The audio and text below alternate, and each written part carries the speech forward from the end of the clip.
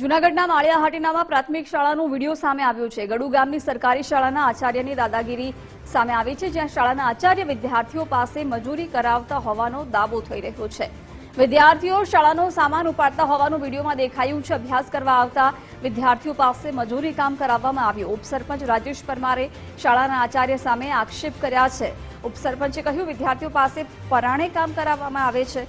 આચાર્યને અનેક વખત રજૂઆત કરવામાં આવી છતાં કામ કરાવે છે। વાલીઓ દ્વારા પણ ઉપસરપંચને અનેક વખત ફરિયાદ કરાઈ હતી।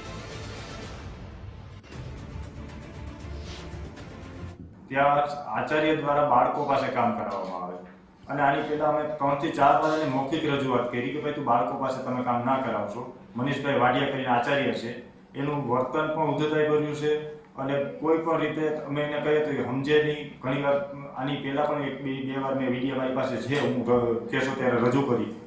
બાળકો પાસે અવારનવાર કામ કરાવે અને એને કહેવા જાય તો આપણે ધમકી અમારે કે હું તારું આમ કરાવી નાખી, તારું મર્ડર કરાવી નાખી। 1-2 વાર અમે આની પહેલા જ્યારે કીધું ને ત્યારે કીધું ભાઈ તું વધારે આવું કહીશ તો હું તારા ઉપર આમ કરી તેમ કરી। વાલીઓની રજૂઆત હતી કે અમારા બાળકોને અમે સ્કૂલે ભણવા માટે મોકલીએ છે, કામ કરવા માટે નથી મોકલતા। એટલે કે તમે જ ઓચિંતાની વિઝિટ કરો।